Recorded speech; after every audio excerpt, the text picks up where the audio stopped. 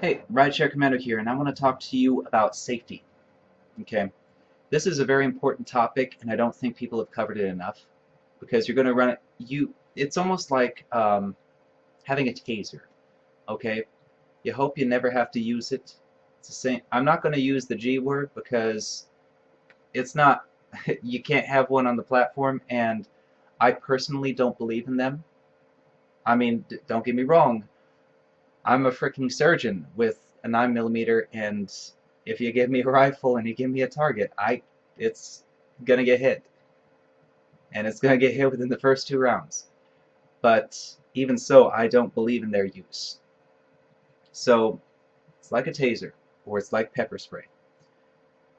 Which, by the way, never ever use pepper spray. But you hope you never have to use it. But in the event that you have to, it's good to be prepared. And I'm going to teach you how to de-escalate situations and how to handle stressful situations. I'm going to give you an actual story.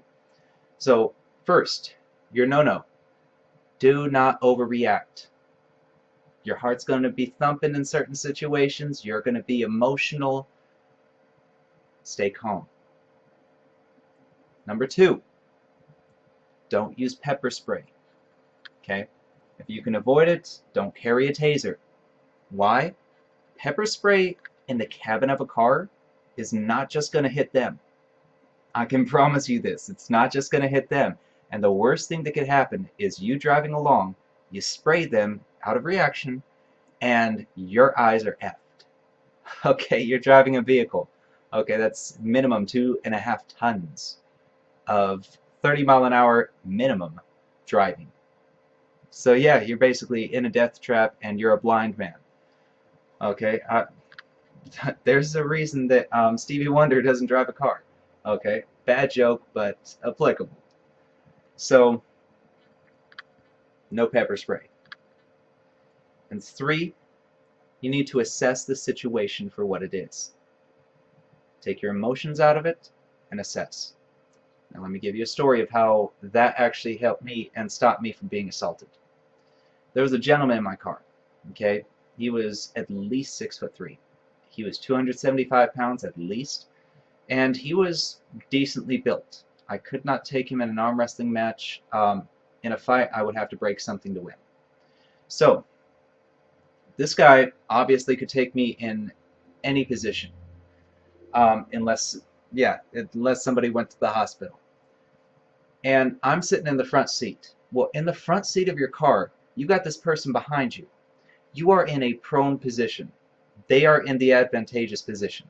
Which, by the way, if anybody is going to threaten you, assault you, or do anything, they're going to be sitting in the middle seat or they're going to be sitting in the passenger rear. That's always the case. Alright? That's because it gives them the ability to see you and survey the situation while looking out the window and seeing what's ahead. That's just a natural reaction. That is the natural position that they are going to be in. But it also puts you at a disadvantage because now they have an advantage position over you, and in the driver's seat, you can't do much. Most you could do is block. Block. That's the most you can do. So, defending yourself physically is out of the out. It's out. Don't put that in your head in any way, shape, or form. Okay? So, they're back there. Chances are really good, if they're dumb enough to threaten in any way, they're not wearing a seatbelt. Keep that in mind. We're going to move forward. So first things first, the gentleman, he was extremely drunk. He was with his sister. His sister had booked the ride. And keep in mind, most people that are going to bother you, I've never had somebody bother me. Yeah, I've never had somebody actually do anything threatening or anything of that nature that was the person that ordered it. Why? Because it's traceable to them.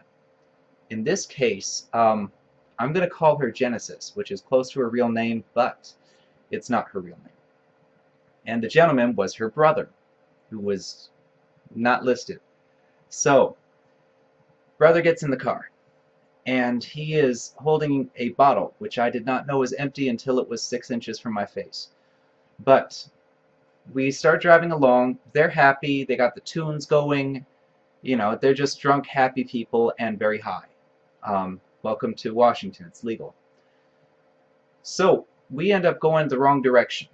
Now in their minds, I'm taking them to the wrong place. What really happened is she probably entered the wrong address. Why? Because she was drunk and high. So in their minds, it's my fault. And so I hear in the back seat, I don't know where he's taking us, but if I have my tool, this would be fixed real quick. No, right quick. That's what he said. And so I was listening to the conversation, which that's part of number 3. Assess the situation. You need to always be listening to your passengers in the back. I don't care if the music's going or whatnot, you need to always be listening to them, especially if they're drunk.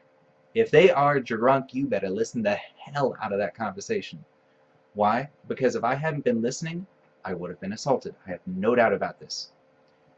And you'll understand why in a second.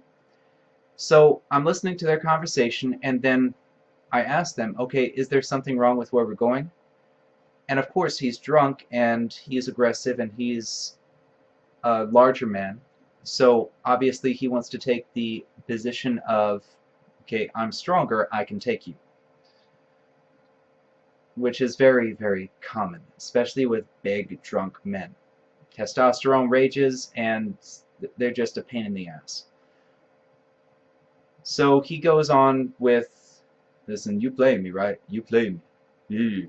And I insist, again, keeping calm and assessing the situation. I state to them, okay, I don't know what's wrong here. This is where Maps is telling me to go. Is this wrong? If so, we can change it. And so we ended up changing it. The lady was the one that suggested that we change it and gave me the right address, and we started heading back the other direction. Now, the guy was still arguably pissed. And by that time, after I'd entered it in, there was a bottle right next to my head saying, "You're going to take us where we need to go." So at that point, where I decided to, I basically lied. And I am not a liar. I do not like to lie. But in that situation, when you're dealing with somebody irrational, you have to do what you need to do. And I decided that the situation was escalating, and I didn't want to take any risks. So I lied to them and said, I'm going to contact Lyft and tell them to take off this ride. Your ride is going to be free. Using the keyword free will usually get anybody's attention. We're programmed to recognize that word. So I let them know it was free, and then he said, take off this damn music, waving the bottle by my head. And we kept on going. I changed the music until, of course, I reached hip-hop. Big surprise there.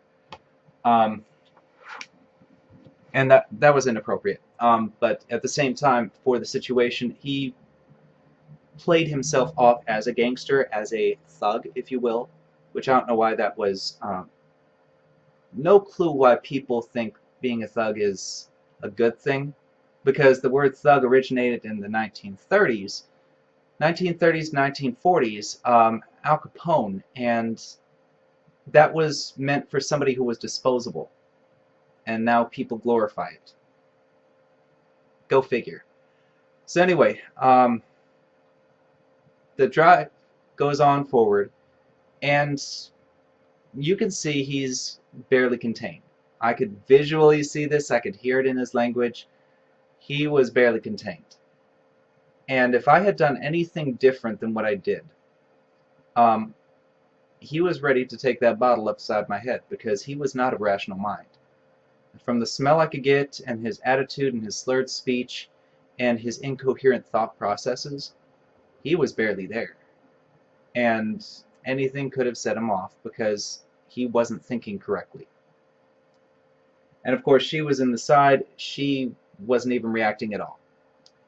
She was out of it, high as a kite. Okay, and when you're high, short-term memory loss, it's hard to keep track of your thoughts. So when you're dealing with this situation, I had to assess the situation for what it was. Okay, this is a volatile gentleman, and I need to stay calm, because I had no defense. So where we were sitting at is, if things had escalated, if I felt that he was going to be aggressive in any way, if I thought he was going to take that bottle to my head and I couldn't keep the situation calm, if he hadn't sat back and pulled that bottle back away from my head, I counted every single light pole and lamppost on the way. Reason being, he was not buckled up, and he was in the middle to the right position, which in a moving vehicle, that makes them vulnerable the same way that you have no defense. Well, nobody that's going to threaten you is going to be wearing a seatbelt, and they're going to be sitting in the prime position that if you ever feel like you're going to be hurt, I mean, better to ruin the car and get the money for repairing it. You know what I mean? Because if we had hit any of those light poles, you have the right to defend yourself by any means that is considered reasonable. And this was told to me by a police officer for the city of Kent. All case law that he was aware of supports that a person may do what a rational person would consider reasonable in order to defend themselves. Well, somebody that big with a bottle made of glass that's completely empty and that irrational, one hit to the head could end you if it hits your temple. Corner of the bottle on your temple, done. So, a rational response to that, if I needed to defend myself, if I felt like I was going to be hit, would be to go into a light pole, because there were no police officers, there were no other cars, there were no other witnesses. It was just me and those two riders. So going 40 to 45 miles per hour, it can guarantee that that man's going to be going through the windshield, or at least bumping into it very hard. Now, that is a last resort.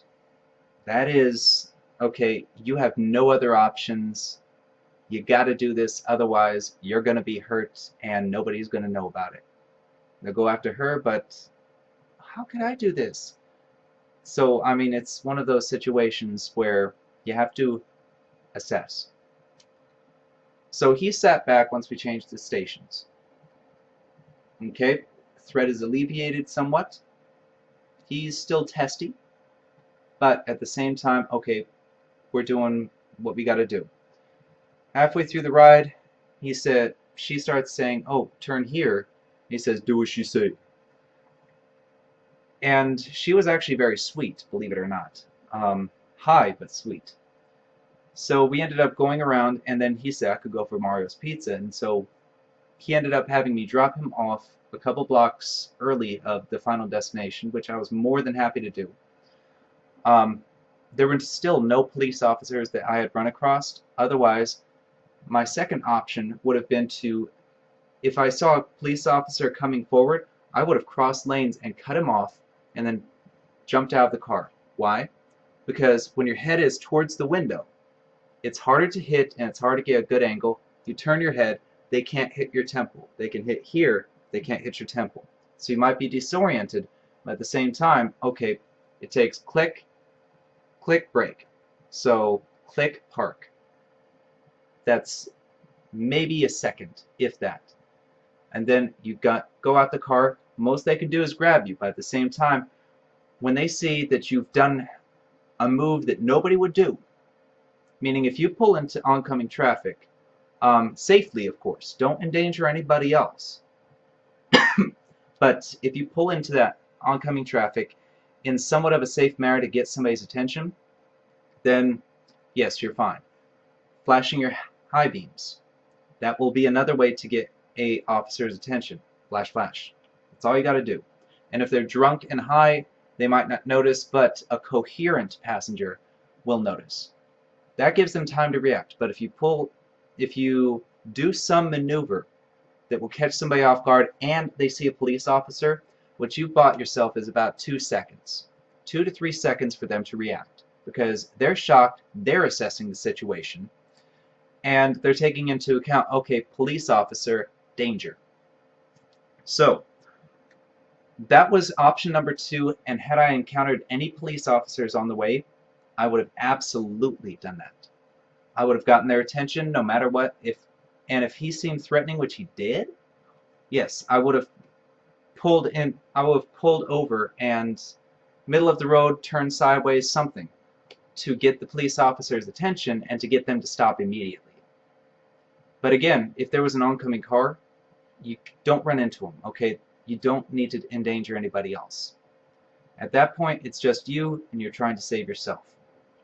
Which brings me up to principle number 4. Okay, in any sort of situation where you are being handled under duress, I was trained to think of yourself as dead until you save your own life. So if you ever get taken hostage, for example, if somebody has a gun or a knife, you are dead until you save your own life. There's a reason behind that. It means, okay, they're not going to let you go. If they get you off into a side road, if they do anything of that nature, you're done. They're going to try to take you off. If somebody takes you hostage, they're going to try to take you off to a side road or someplace where there are no witnesses. So, if that ever happens, you're done. 9 times out of 10, you're done. So, and if somebody's going to pull a knife or a gun on you, then they don't care about Uber or Lyft tracking them. Now, what you need to do in that situation is those light poles I was telling you about, take that into account. The 2 seconds and whatnot, 2 to 3 seconds you can buy if you do something unexpected, catches them off guard. But until you save your own life, you're dead. Like, that's just how it is. That's how you should view it. And in that case, you need to think rationally. You need to assess the situation, think rationally. 3 and 1. Okay? I'm not telling you to overreact because, again, 1. You have to respond accordingly. You have to assess your situation. So, I drop him off, and then she's not a threat in any way, shape, or form. So I end up taking her home and dropping her off. And right afterwards, that's when I file the police report.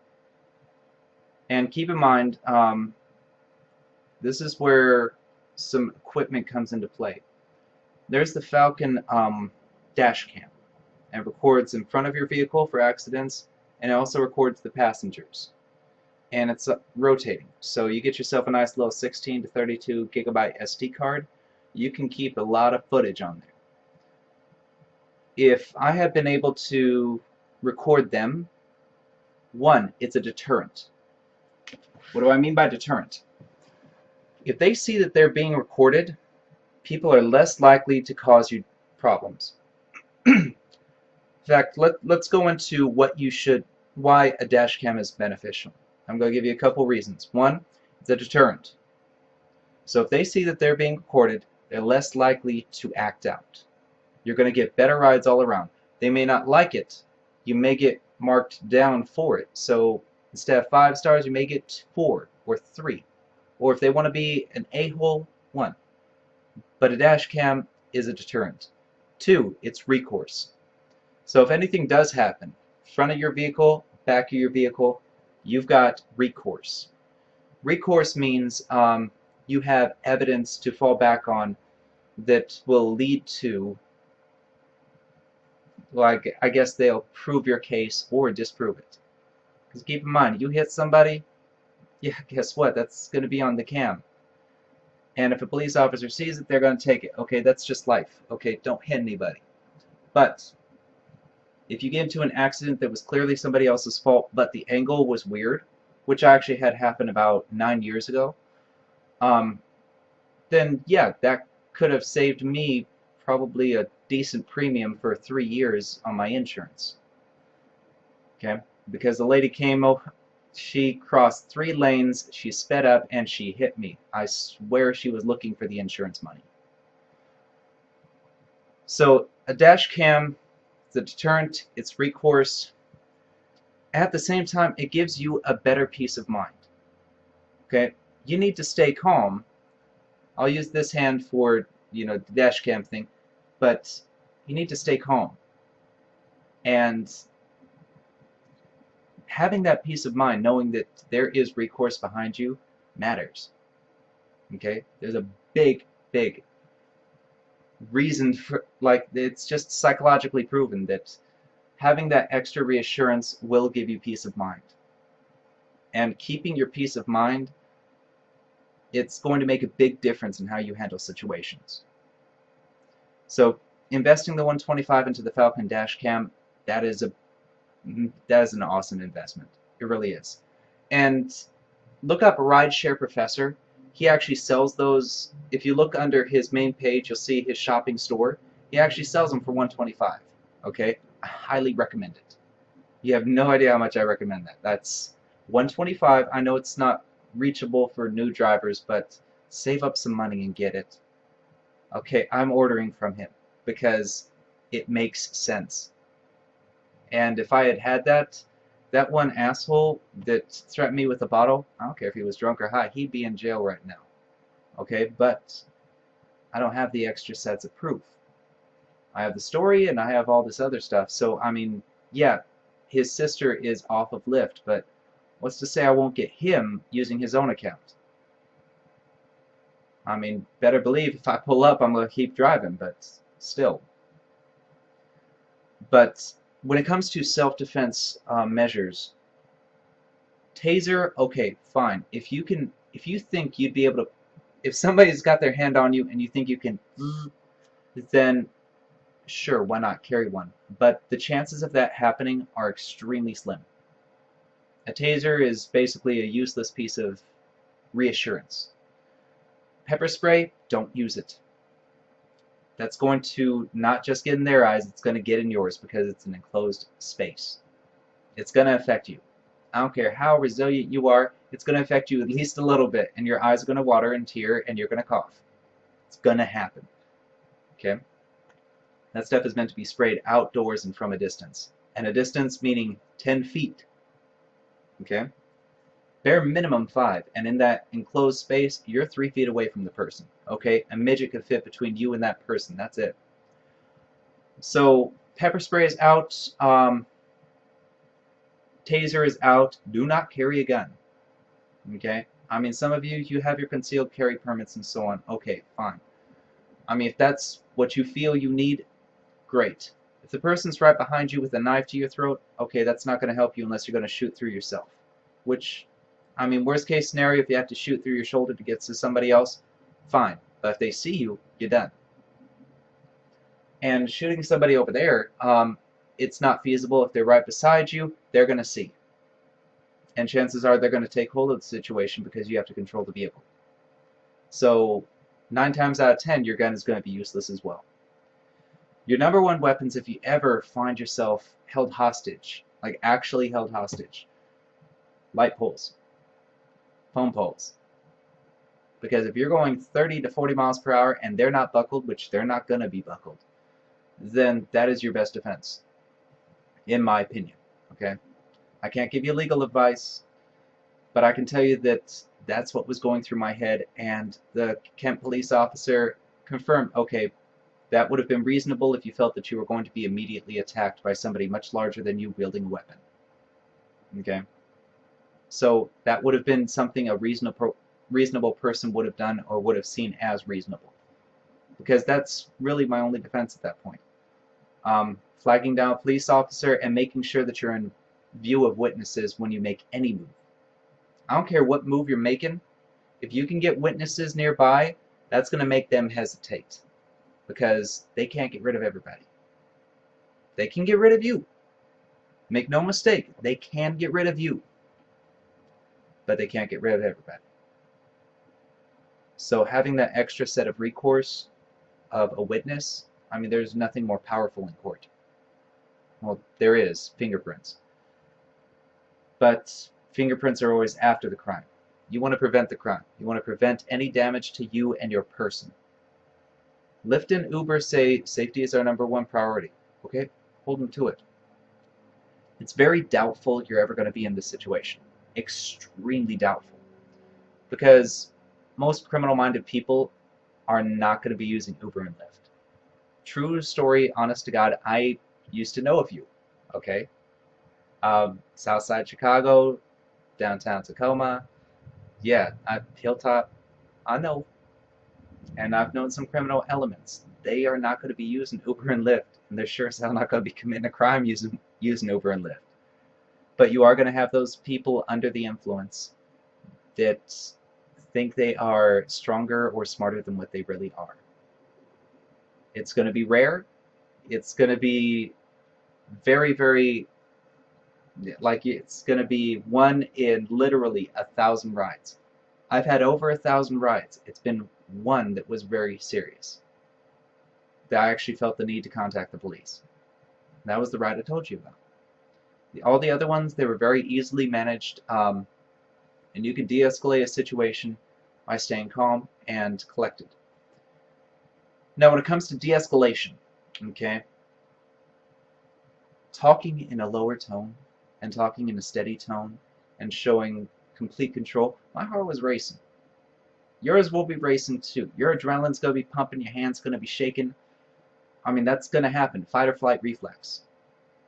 But your job is to stay calm and to talk in a calm tone and maintain your wits. Because there's a reason when you call a call center and you're just going off on the banker or you're going off on your cell phone company or whatever, the other person stays quiet, and then when they come back, they talk in a calm tone, kind of cheerful, and that's because psychologically proven they can bring you down to their level. And what that means is you're up here, you're hyped, you're just yeah, and by them talking calm, our social tendency is to balance out one way or the other. So one goes up, one goes down. Okay, you want them to go up with you, but they want you to come down to them, and eventually you will come down. You'll burn yourself out. It's the same thing with rides. If you stay calm, it makes the other passenger calm. If you lose your cool, they're going to continue to lose their cool and escalate. So you got to stay calm. You got to de-escalate the situation. Stay calm and then assess the situation. Okay? So once you've assessed the situation, stay calm and you'll bring them down to your level. That's very important. I can't stress how important that is. You can stop a lot of rides from going bad just by having that. And then don't include humor until it's calm. Do not include humor until everything is level and they seem to be of peace of mind. Why? Because humor, when somebody is heightened, will escalate the situation further. It will make them frustrated because they want you to feel their emotions. That's why we, go up here and we want somebody else to come up here with us. We want them to feel our emotions. Okay, it's empathy. It's an empathetic response. And unfortunately, they want you to feel what they're feeling. They're frustrated. They want the world to be frustrated because I'm frustrated. Selfishness. And the way that you can overcome that is be calm, but don't make fun of their selfishness. Because any joke you can crack, I don't care how funny it is, that's the same as making fun of their selfishness, because they are self-centered. They don't care about you. They don't care about anybody else but themselves. Okay? That's 99.99999% of your riders. They do not care. In any way, shape, or form, you don't exist. If you died tomorrow, it would not affect their life. So, in order to maintain your ratings, because at this point, that's all you care about, don't joke. Stay calm. Talk in a calm tone. Bring them down to your level. And then once they're at your level, if you want to crack a little bit of humor, that's fine too. Make fun of the situation for what it is. And that's going to be the last point I'm going to make here, is make fun of the situation. What do I mean by that? I mean, there was a person that almost hit me the other day. They crossed lanes, no turn signal, whatever, right once I was merging into that lane. So I'm here, they're here, and this is the center lane. Well, I'm turning in, and then, whoop, and I barely caught him. I mean, that was straight reflexes right there. And, excuse me. And afterwards, I mean, I'm sitting there like, God, I'm going to get a 1-star ride because of this a-hole. And the lady says, good reflexes. I said, yeah, they almost took us out, didn't they? And just by how I said it, they almost took us out, didn't they? Big smile, kind of bouncing tone. She joined in. And that's what I say by making fun of the situation. Because, okay, in near-death situations, afterwards people laugh. Why? Because it's easier to laugh and brush it off. It's a form of denial. And at that point, you kind of want denial, because that's going to keep your rating up. It's also going to make the passenger calm. Anyway, watch this video again. Okay, that's important. Because there's a lot of stuff I covered today. A lot of stuff. Okay, and this has all been run by police officers and so on. It's verified, plus I've gone through plenty of training in negotiation and de-escalation. Okay, I've been in high-stress situations. More than I would care to recount on a public forum. But I've led a very interesting and fun life. And thankfully that's given me exposure to certain elements that can allow me to help you. So I hope this advice helps you. It's going to be rare that you ever use any of this. But still, it's the same way that some of us carry a bat in our house, okay? Somebody breaks in, okay, but most of us have never had a break-in and never will. Anyway, stay safe driving, and be sure to subscribe. I'm going to get you something that's a little bit lighter next time, alright? Promise.